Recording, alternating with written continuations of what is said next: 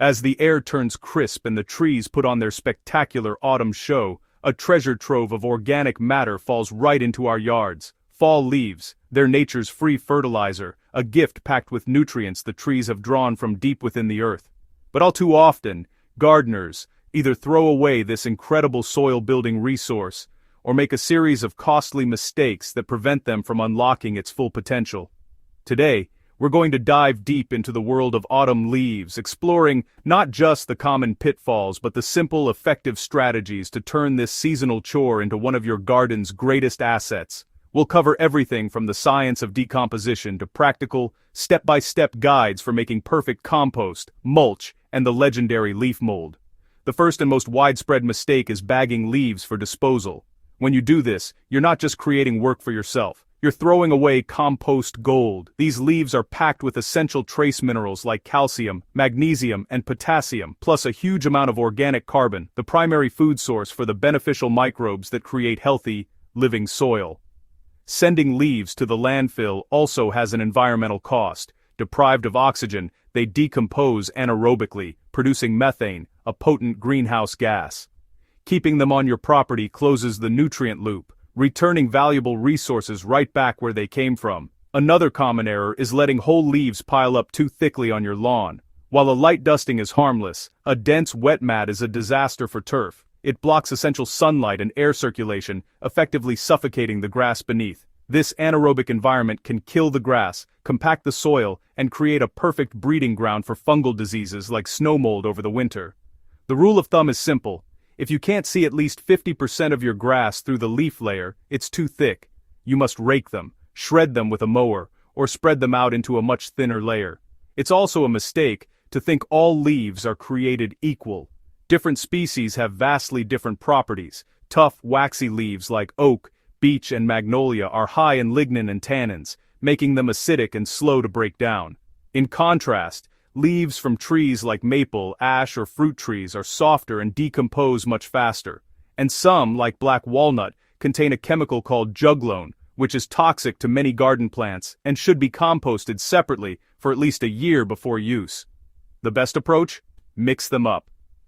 A diverse blend of leaves provides a more balanced pH and a staggered release of nutrients as they decompose at different rates. This brings us to one of the most important steps: shredding. Leaving leaves whole is a recipe for slow, inefficient decomposition. Whole leaves tend to mat together, shedding water and creating large air pockets that stall the composting process. By shredding them, either with a dedicated leaf shredder or simply by running them over with a lawnmower, you dramatically increase their surface area.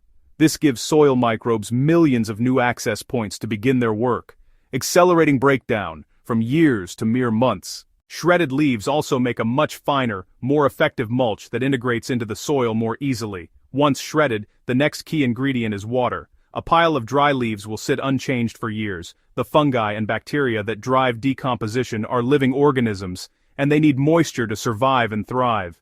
Your leaf pile should feel like a wrung-out sponge, damp to the touch, but not dripping wet. If your climate is dry, you'll need to moisten the pile as you build it and check it periodically. If it's too wet, it can become a slimy, smelly, anaerobic mess. You can fix this by turning the pile to introduce air and adding more dry, brown materials like shredded cardboard or more dry leaves. Now, for a bit of compost science. Piling up leaves alone often leads to failure because they are almost pure carbon, the browns in the composting equation. To break down efficiently, microbes need a balanced diet of both carbon for energy and nitrogen for protein. Without nitrogen-rich greens, the process will stall indefinitely. For hot, fast composting, you need to add greens like fresh grass clippings, coffee grounds, or vegetable scraps from your kitchen. A great starting point is a ratio of about 2 or 3 parts shredded leaves to 1 part green material by volume. Mix them together, keep it moist, and turn it weekly to get finished compost in just a few months. But what if you don't have greens?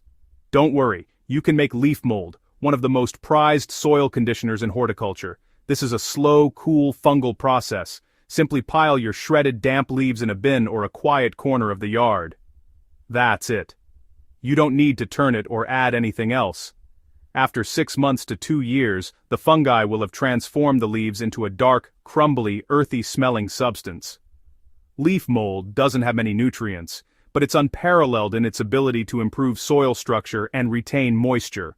A single pound can hold up to 5 times its own weight in water. Finally, one of the easiest and most immediate uses for your leaves is as mulch. Instead of raking them all away, shred them with your mower and spread a 2 to 3 inch layer over your garden beds and around the base of trees and shrubs. This natural blanket insulates plant roots from winter cold, suppresses weeds, conserves soil moisture, and prevents erosion. As the leaves slowly break down over the winter and spring, they will feed the earthworms and soil microbes, continuously enriching your soil.